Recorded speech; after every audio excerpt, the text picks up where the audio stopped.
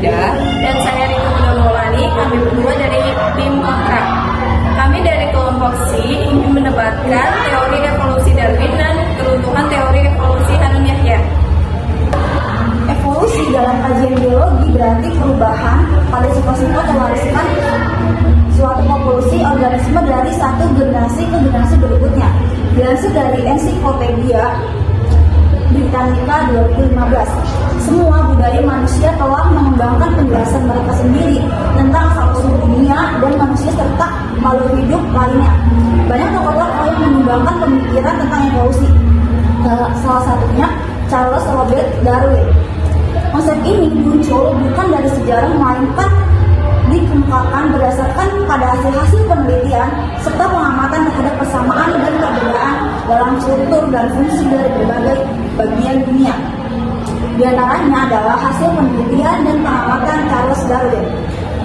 Charles Darwin mengungkapkan bahwa setiap makhluk hidup yang di muka bumi akan mengalami kematian atau kepunahan jika makhluk hidup dan spesiesnya tidak mampu bertahan hidup terhadap seleksi alam.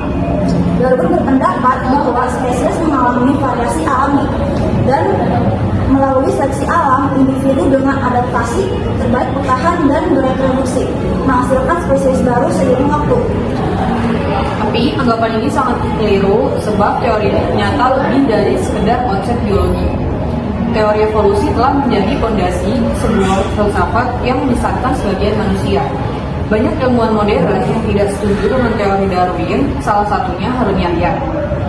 Menurutnya, seleksi alam, kaidah yang berlaku di alam, konsep bahwa spesies makhluk hidup dapat berubah dari satu bentuk ke bentuk lainnya melalui proses evolusi. Ia berpendapat bahwa setiap spesies diciptakan secara terpisah dan sempurna oleh Tuhan, tanpa adanya bentuk transisi atau nenek moyang bersama.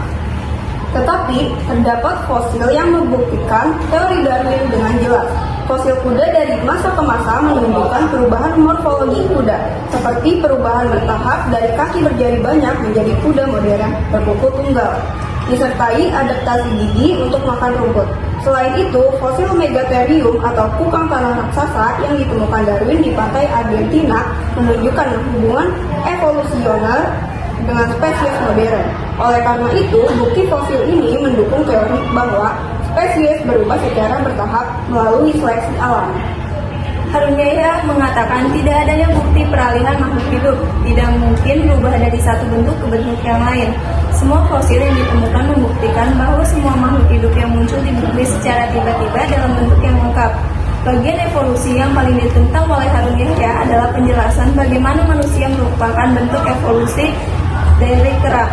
Menurut Harun Yahya, bagaimana proses yang dialami oleh kera tidak mungkin dan tidak akan pernah mencapai tindak ketegasan manusia, dengan kata lain tidak mungkin berubah jadi manusia. Dan menurut Harun Yahya, Tuhan menciptakan lebih sempurna daripada makhluk lainnya karena dibekali dengan akal dan juga pikiran untuk membedakan mana yang baik dan mana yang buruk.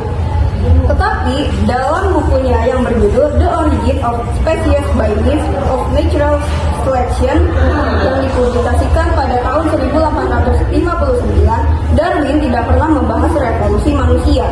Namun, pada bukunya yang berjudul The Descent of Man and Selection in Relation to Sex, Jadi kesimpulan dari debat kami, dalam perdebatan mengenai teori evolusi Charles Darwin dan pandangan Harun Yahya, terdapat perbedaan mendasar dalam cara keduanya menjelaskan asal-usul dan perkembangan makhluk hidup.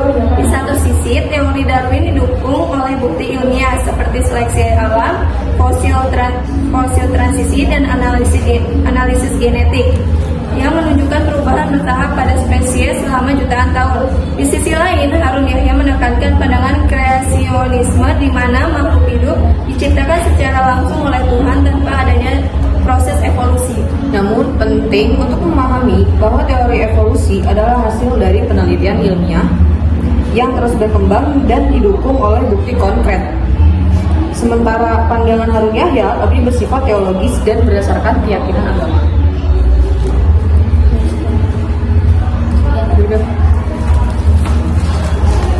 Sekian dari kelompok kami, lebih kurangnya mohon maaf. Wassalamualaikum warahmatullahi wabarakatuh.